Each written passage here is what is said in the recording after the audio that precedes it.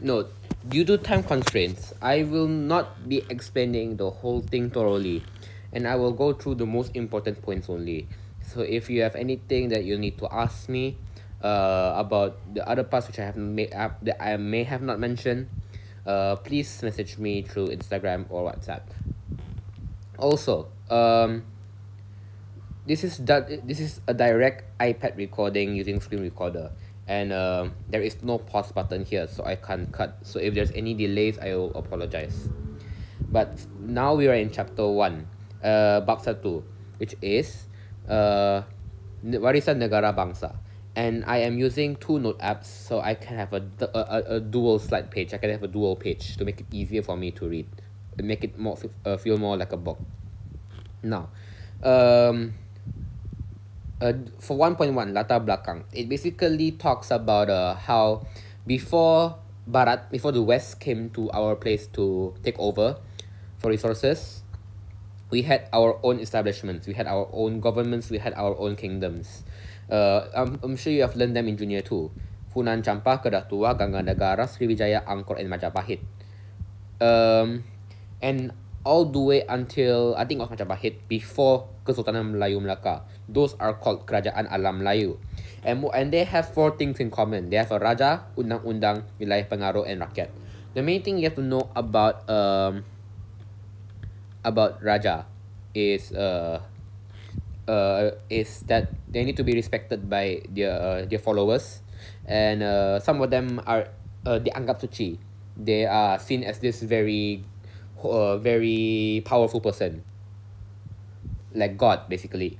For example, Dewa Siva for Raja Champa. Secondly, undang-undang, rules. Just think about it logically. If you have no rules in a kingdom, then people can do whatever they want. They can kill the king and they won't get executed, because there's no rule saying that if you kill the king, you'll get executed. So they need rules, undang-undang. For example, Majapahit had this rule book called Kutara Manawa. Number 3 is Wilayah Pengaruh, territory. Of course, if you want to take over a place, you need to have power over it first. That is called Wilayah Pengaruh. And lastly, rakyat. So rakyat merujuk penduduk di dalam sebuah wilayah yang setia kepada raja dan tidak menderhaka. Basically, if you are a resident, a person living in a kingdom, you should have all the respect for your king. You should be respecting them. You shouldn't be living at the place where you hate the ruler, or else you'll get killed yourself. So yeah, for example, some take it a little bit further, like Sriwijaya. They have this upacara persetiaan, where they drink this sort of liquid, this sort of water, to show that they are willing to serve the country or something. I don't know. Now, the thing about negara bangsa is negara bangsa. The bangsa here means that they have their own race. For example, Malaysia is not a negara bangsa because it is a negara berbilang bangsa, because it has multiple races. Negara bangsa means that it is a country for only one race. Like yeah. And of course, most of the countries back then are negara bangsa, because most of them haven't really done any exploration yet. They just stayed at their own places and made their own civilizations. Yeah, it's correct word, civilizations. Now, after the fall of that, after the fall of the Kerajaan Alam Melayu, we got Kesultanan Melayu Melaka. So Kesultanan Melayu Melaka was basically similar. It was also technically a negara bangsa, because that time it was only Malays. So again, it has the 4 cities: kerajaan, rakyat, wilayah pengaruh, undang-undang. But it has 2 more: kedaulatan and lambang kebesaran. So kerajaan basically the raja. Kerajaan is basically your civilization, your government. Remember, since you have a king, the king is supposed to be at the top of the ladder, the most powerful one. the leader. But this time, Melayu Melaka had its own sort of team of to help the Sultan or Raja. Actually. So I think it's Raja. So it's called Sistem Pembesar Empat Lebatan. I think it was called Sultan for Melaka. Yeah. So the Sultan was helped by 4 people. The Temenggung Laksamana, Bendahari, and oh my god, I forgot the last one. I think it was Timbalan Bendahara. I forgot already. If you are not sure either, you can go back to, I think it was Junior 3 and open the book yourself. Oh, but before that, when before Islam came, they used Raja. But after that, some Arabs came to remember that Kesultanan Melayu Melaka was a very hot spot for trading, kawasan perdagangan. So a lot of Arabs came here and spread Islam. So in the end, the Sultan also became a Muslim, and after that they used the gelaran Sultan instead of Raja. Rakyat, basically same thing. Rakyat respects the Sultan and follows the rules set by the Sultan or by the government. The thing about having a very peaceful country is the king must protect its people and the people must respect its king. That's basically the second half of this paragraph. Kesejahteraan rakyat Melaka dijamin oleh Sultan, manakala rakyat mengakui kekuasaan Sultan. So this causes a back and forth thing, like I help you and you respect me. I forgot what it's called in English, but in this thing it's called hubungan timbal balik. Kedaulatan is basically the power of the king, Sultan. Remember that at this time, remember the Sultan is the leader, the highest in power. So the Sultan has the power of controlling its rakyat in wilayah. It can do whatever. It can basically take over. He has complete control over his country, his territory, his people. Of course, he has to be logical when it comes to controlling the country lah. Like, you don't want your country to fall off, right? So yeah, you don't want to do anything stupid with it. No, so because Kesultanan Melayu Melaka was very successful back then, they even got recognized by Dynasty Ming. Dynasty Ming is basically old China. So yeah, if you remember last year, we learned about Laksamana Cheng Ho, and he sent people to come to Melaka to strengthen bonds between Ming and Melaka, because Melaka was very successful. So we can see that back then, Kesultanan Melayu Melaka was actually one of the best places to be in, like one of the richest countries, I guess, the richest kingdoms. Wilayah pengaruh, same thing. You need if you want to have a kingdom, you must have territory to take over first. And it had a pretty big one. It completely covers Semenanjung Tanah Melayu, and also had Sumatra. You see here, this part, this Sumatra, the east of Sumatra, East Sumatra. This whole area is also part of Melaka.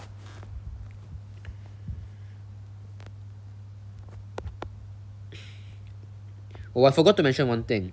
In Kesultanan Melayu Melaka, there were 2 types of people: Orang Melayu and Orang Laut. Orang Laut were people that were basically in the sea. They live by the sea and so on. And yeah, there was also 2 types of golongan: golongan merdeka and golongan hamba, the slaves and the independent people. I'm sure we've all learned this last year, so I won't mention it too deeply. But if you want, you can read chapter 3. Now, how do you expand your territory, your wilayah pengaruh? There are 3 ways. Let me just take my pen first.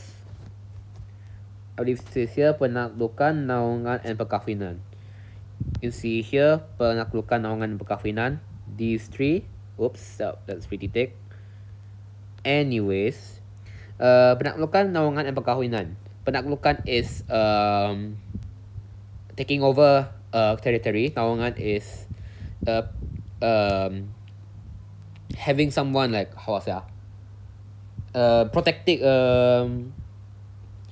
being a protector of another kingdom, like I don't know what it's called in English. But yeah, naungan is basically you don't take over the place. The place runs by itself, but it is under you. Like the place runs by itself, but it is under you. Uh, like you technically you technically have it as part of your kingdom, but they have their own civilization, I guess. Like in a more modern example, like you know how British Empire, when we had Persekutuan Tanah Melayu, Persekutuan Tanah Melayu became a Tanah Naungan. When it was a Tanah Naungan. We had our own government and establishment, but the British helped us a little bit, and they helped us, give us protection and so on. Lastly is perkahwinan. You get married to expand your territory. Wilayah pengaruh yang lain membuktikan kewibawaan luas, membuktikan kewibawaan pemerintahan kerajaan ini. We had a pretty big territory back then, the whole of Semenanjung and Sumatra. Not bad. Undang-undang. There were two. Undang-undang Laut Melaka and Hukum Kanun Melaka. Self-explanatory, to protect your people. And lastly, lambang kebesaran. The symbol of, like a significant symbol of the king, you know. The color yellow. And the nobat, the cap mohor. We've also learned this before. It basically shows that the royalty of the king. In Kesultanan Melayu Melaka, most of the things were in yellow, and it still stands until today.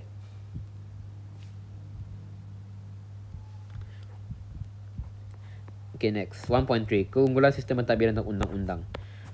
Oops. Yes. Okay.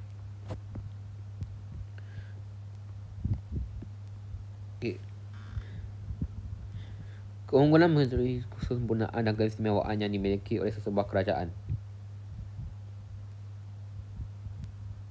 Okay, so we had our own system. Like you know how every civilization needs to have their own, like, some sort of government. Yeah, their own some sort of government. So yeah, Kesultanan Melayu Melaka had a pretty special one. Like it wasn't just like king, helper, and helper of helpers. I mean, we also had a king, helper, and helper of helpers, but it was in a special system called Sistem Pembesar Empat Lipatan. So it was a sultan, followed by the Bendahara, Penghulu Bendahari, Temenggung, and Laksamana. Bendahara was basically the advisor of the sultan. So it had a slightly higher power, but basically these four are the helpers to the sultan. So I'm not gonna read this one that much, this side, but in short, the Bendahara is basically the equivalent of a prime minister. It basically runs the country. He basically runs the country. And he's also the advisor of the king. That's the main difference with the others. He is the advisor of the king. And also Bendahara is the Ketua Turus Angkatan Tentera, the leader of the army. Next is Penghulu Bendahari. So the Penghulu Bendahari is basically the helper of the Bendahara. So yeah, the helper of the Bendahara. He handles the financial side, the economy. As you can see here, he handles the tax, jenis cukai, and ufti, like gifts, and urusan perdagangan. So yeah, the Penghulu Bendahari handles the financials of Kesultanan Melayu Melaka. Next, I won't get to Shah Bandar. I'll get to Shah Bandar later. But basically, Shah Bandar is I'll just bring it up now. Shah Bandar is basically under Penghulu Bendahari, and he is the tax collector for the seashore. Like at those ports. Remember, we all used boats back then at those ports where there's a lot of trading. When they come here, they need to pay some tax. So the Shah Bandar is in charge of the tax there. And below the Shah Bandar is some other pembesar, some other government officers, some other officers. And if you remember correctly, we had this system where we had a it says here, kawasan pegangan. So kawasan pegangan, that was a pretty big circle. I meant to mention only this, kawasan pegangan. So the governors of the civilization, they are given a place where they are the leader of, like they are the ketua of. They handle the things there, like especially tax, for example. If I remember correctly, the pembesar has to give a thank you gift to the sultan for giving them this kawasan pegangan. But I forgot what it was. But yeah, again remember, we are using system pembesar 4 lipatan. 4 lipatan means multiple of 4. So yeah, sultan followed by 4. Bendahara penghulu bendahari bendahara penghulu bendahari Temenggung and Laksamana, followed by I think it was 8. So 1, 4, 8, 16, 32, and so on. But yeah, since we already learned that last year, we're mainly going to focus on the 4. So I'm going a bit too slow now. Temenggung. So Temenggung, I actually don't remember that much about Temenggung, but Temenggung is basically the again ketua police. If I remember correctly, ketua police, the one that keeps the country safe. Like if bendahari can handle the financial side, and bendahara is the army supposed leader.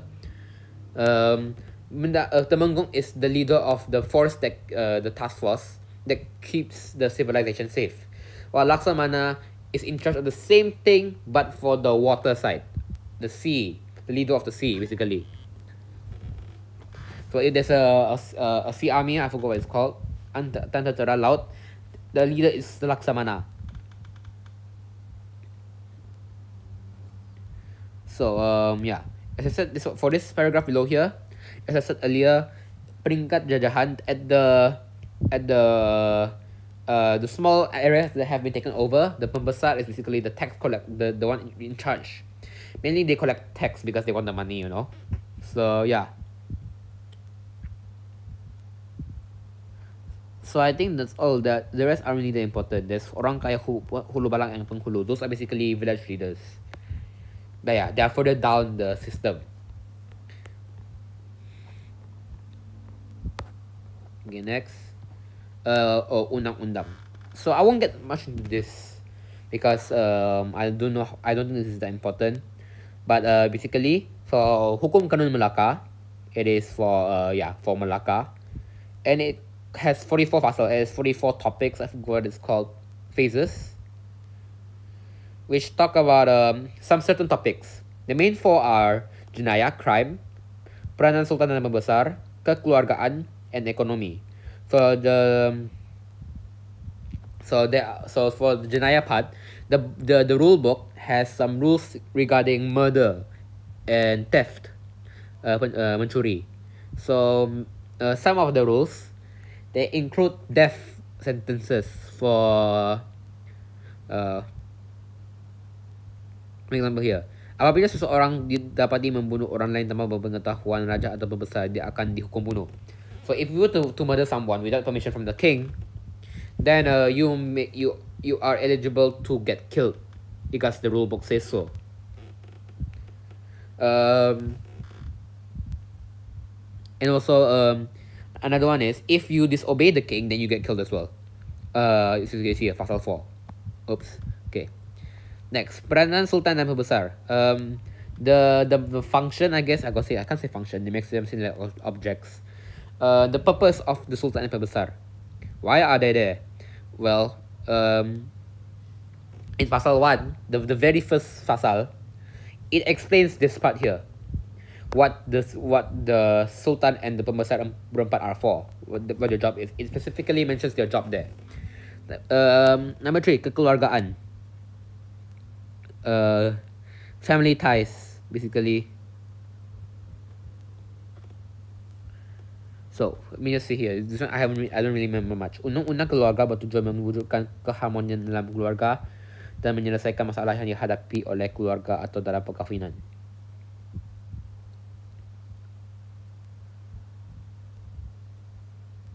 So this part of the book is basically for family issues. Like for example, pasal 26. If you want to get married, you need to have at least 2 people as your witness, saksi. But if you have enough, you must have 4. Also, a woman cannot marry a slave, hamba abdi. That's sad.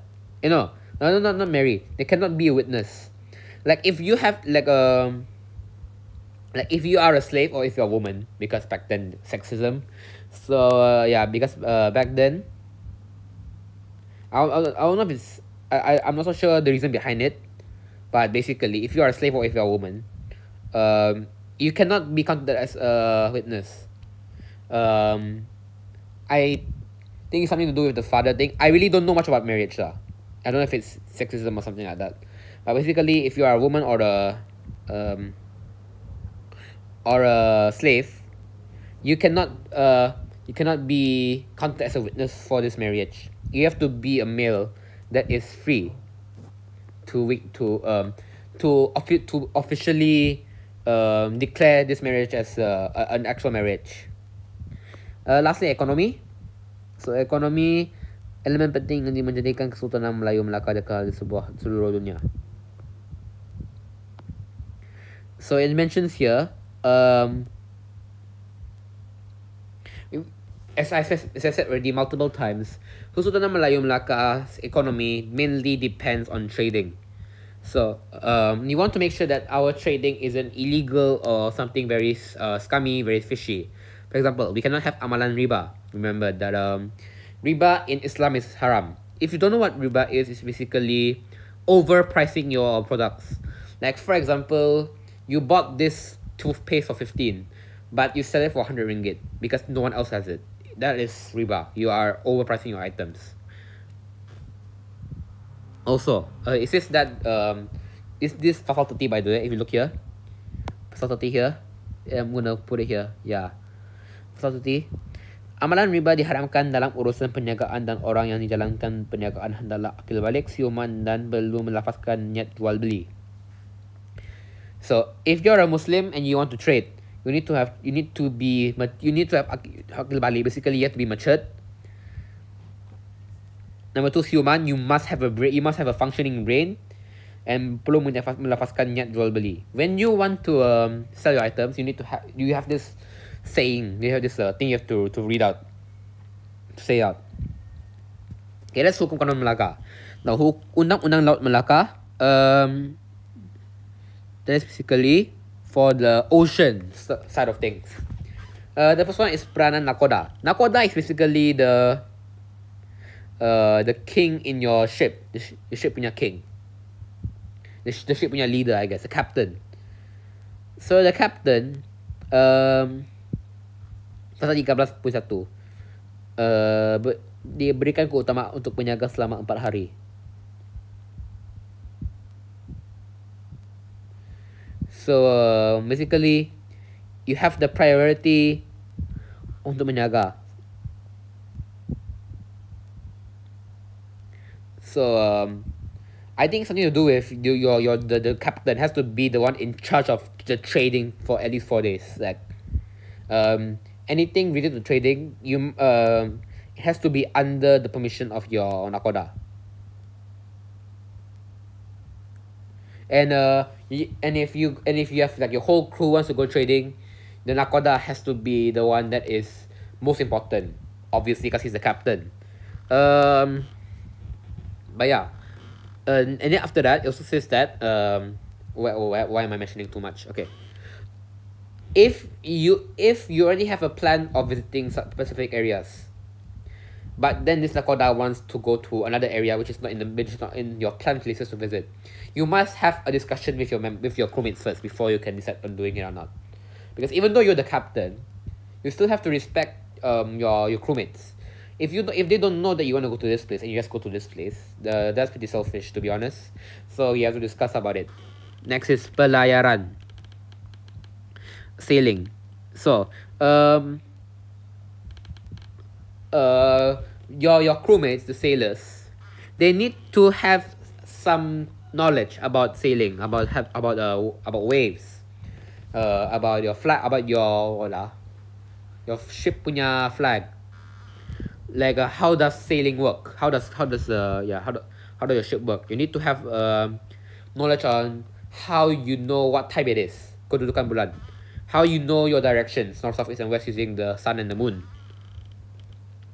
and the stars. You need to know. You need to have you cannot have the person handling your ship to not know any of this, or else you will get lost. That's basically what the pelayaran rule is. And if you aren't able to do your task properly, like for example, maybe you got lost, and then in the end when you got lost, you crash, then you can actually get killed because you have caused damage onto the ship. Number 3, Janaya. Same thing. Killing on the ship gets you killed. And lastly, percukaian, tax.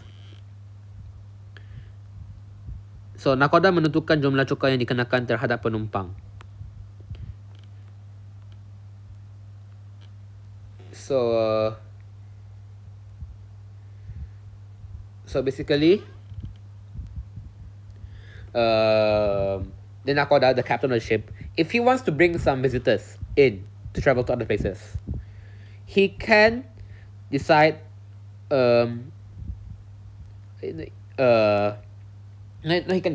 can decide whether he wants to put tax or not. If he wants to put tax, he can take 1/10 of what the person receives up from his trading experience when he goes there, something like that. I'm not so sure about this either. But yeah, nakoda menentukan jumlah cukai yang dikenakan terhadap penumpang, iaitu 1/10 daripada hasil penumpang sekiranya penumpang ingin turun sebelum sampai janjinya.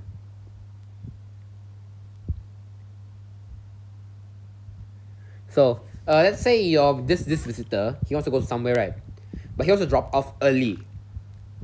If he drops off very earlier than his promised date, you have the choice to give him tax, and he has to pay you for dropping off early.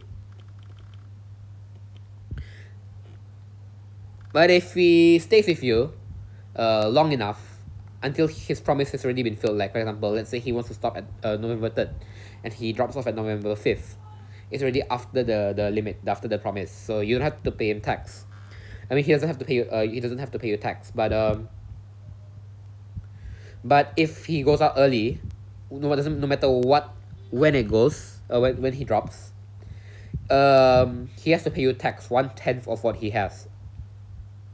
I mean, yeah, 1/10 of his salary. Again, I'm not the person explaining this section, so yeah, this is something that maybe you have to ask your teacher more about. Peranan pemerintah and rakyat. Again, this is about the timbal balik thing that I was talking about earlier.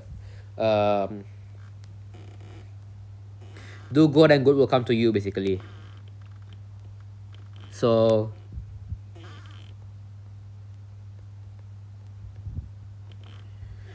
do good will come to you. Respect the king, and then the king will respect you back, something like that. So we have this concept called wa'adat. So wa'adat means agreement, promise. So basically, again, remember, the main concept is the king protects you, and you respect, and you show your loyalty to the king. So for example, but this one is between golongan pemerintah and rakyat. So golongan pemerintah includes Sembilan Besar and the Sultan itself. So the Perdana Sultan is to make sure that his country, his kingdom is safe. Make sure that the people are united. Bertanggungjawab terhadap kemakmuran serta kestabilan kerajaan. Making sure that the civilization stays doesn't go into trouble. Like make sure that everything is all going smoothly, and introducing rules to make sure that they don't do anything stupid. Pembesar punya peranan, making sure that the places the wilayah pengaruh, they stay in peace, nothing bad happening. Basically is the connector between the sultan and the rakyat, the middleman. Like the rakyat has to pay, like for example, the rakyat gives the pembesar the tax, and then the pembesar gives the tax to the sultan. Lastly, mengutip hasil melalui sistem serah, membekalkan tenaga melalui sistem kerah. So sistem serah means give. Like the people do their job, and then they give tax to the pembesar, and then membekalkan tenaga tentera melalui sistem kerah. Sistem kerah is basically if the king wants you to do this, then you must help him because you are part of his. You are one of his. Remember, you are one of his people. So you don't get paid for this. You're just doing this to show your loyalty to the king. So the main one is membekalkan tenaga tentera. You basically make them join the army, or you yourself be part of the army, like defend your country, like basically.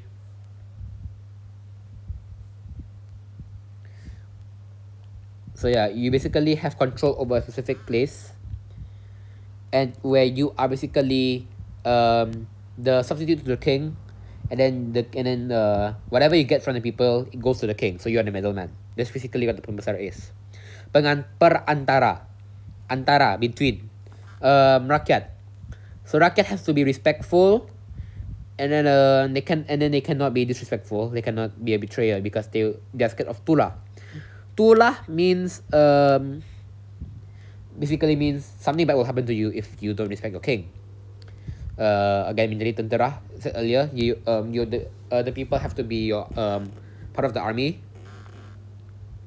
Menghadiri majlis umum, menjadi pengayuh atau mendayung kapal perang. So like in war, for example, you need to participate in the war, and mainly you are the person that controls the ship. I mean the movement of it, and you need as a good civilized person, you need to participate in events. Dia gotong royong. Again, menyumbang tenaga kerja melalui sistem kerah. So not only is about serving the army, it's also about building things, mainly roads or castles. You don't get any pay for this because you're supposed to show this as your loyalty to the king.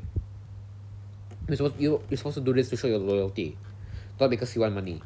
If you want so yeah, sistem serah means you collect money from the people, and sistem kerah means you increase the number of people protecting the country, but they don't get paid. And I think, yeah, I'm not gonna mention these two things. Basically, those are. But I do want to give you one tip.